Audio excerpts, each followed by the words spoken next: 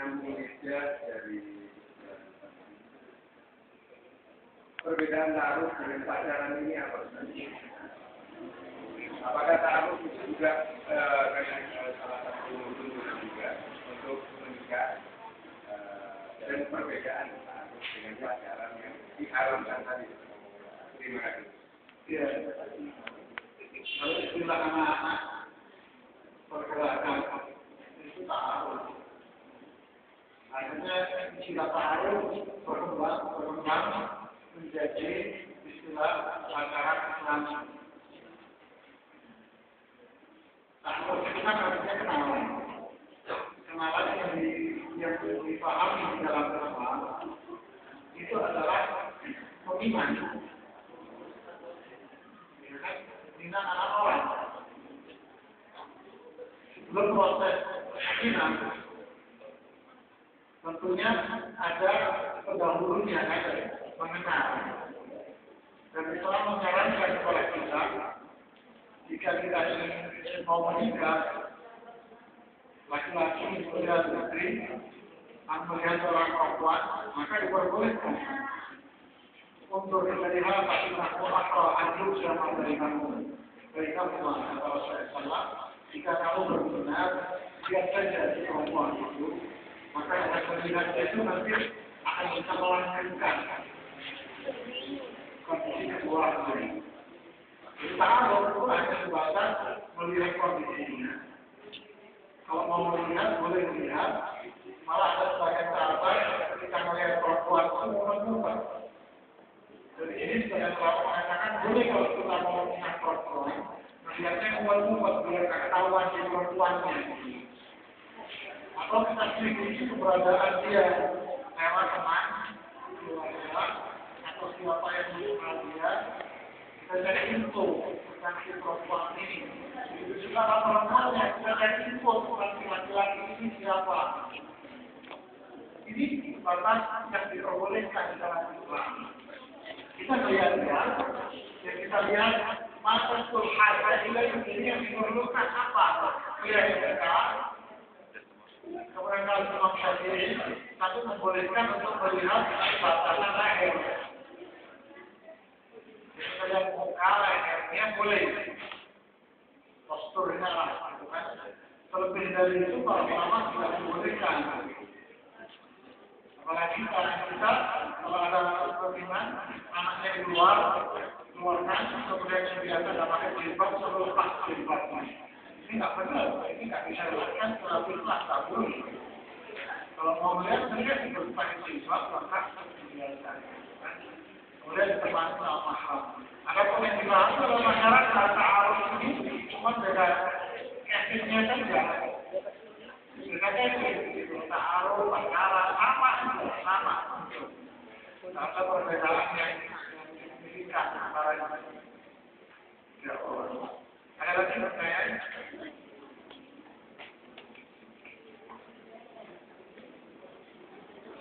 Bukunya mana tadi bukunya? Buku.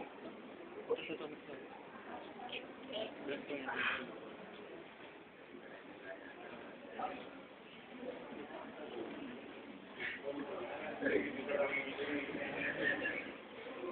Perzinaan disebabkan karena pacaran ini cukup merebak akhirnya. Semua medianya adalah karena pacaran. Dan ternyata pihak orang tua itu mendiamkan akan permasalahan itu.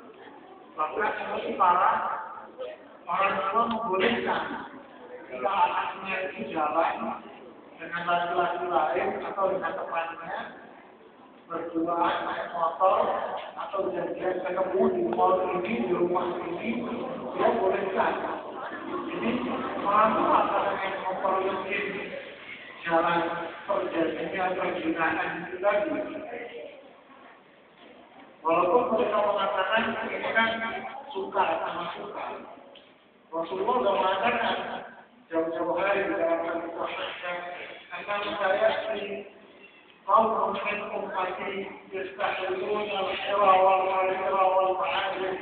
Nanti ada satu kaum dari umatku di mana mereka itu menghalalkan zina, menghalalkan sutra, menghalalkan musik, ويسمونها بغير اسمها. Penyakit nama itu semua dengan nama yang lain. Zina dikasih nama acara suka sama suka, sunatan. Kemudian kalau sudah sunatan juga udah jalan kemana-mana. Kalau kita juga digunakan sama aja.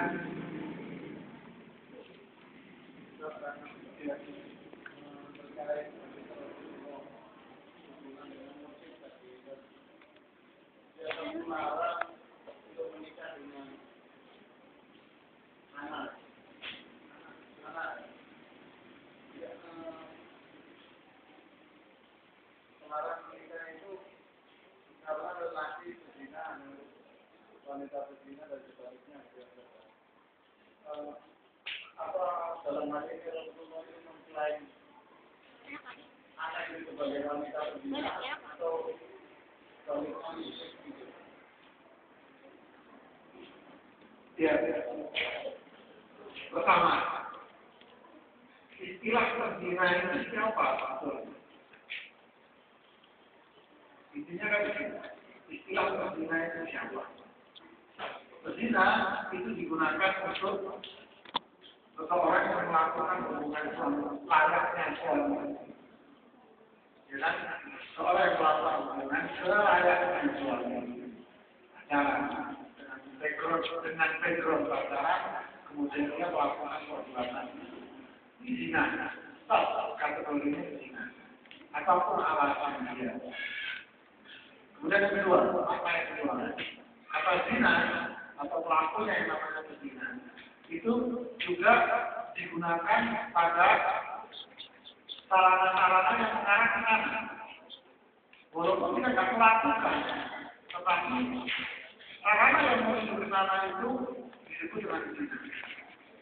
Seperti hadis riwayat Al Muslim bahwa setiap anggota tubuh ini ada zina. Kan bilang bahwa zina lainnya ini an-nawar. Zina mata ini melihat, zina tubuh ini, zina tangan ini memegang. Kita terkadang jabatan tangan, perempuan, dan bukan mahram kita. Kemudian zina mulut kata Rasulullah mencium. Terus sekarang terjadi cium di kanan, cium di kiri. Yang lawan ini zina kaki adalah digunakan dilangkahkan ke tempat-tempat yang diharapkan oleh Allah maksiat. Ini semua ada zinanya dan ini dinilai sebagai perbuatan zina. Maka yang ketiga, perbuatan zina juga digunakan istilah zina itu untuk kemaksiatan. Contoh, seorang perempuan yang menggunakan wanginya, wangi, itu disebut oleh Rasulullah SAW sebagai berzina. Apakah berzina itu tidak? Artinya seperti makna yang pertama? Tidak. Seperti Rasulullah dalam sabda dalam hadis sahih, "Jika ta'tarat bil mar'atu wa marrat 'ala wajhihi fashhadu bi annaha dzaniyah." Jika seorang perempuan itu menggunakan wangi-wanginya, minyak wangi, kemudian minyak wanginya tercium oleh banyak orang, maka tersaksikan bahwa perempuan itu berzina. Jika benar, jadi dia pelaku perbuatan dosa.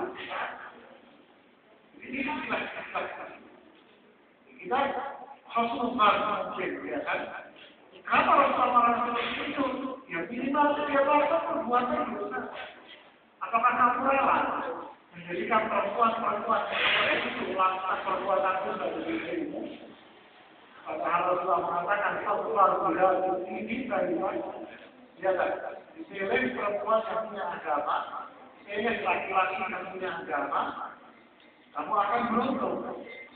Jika jarak antar zona menimba pulau kau atau wujud, jika datang kepada kamu laki-laki yang punya akhlak, punya agama, punya din, punya iman, atau wujud, kamu nikahkan dia dengan laki-laki itu.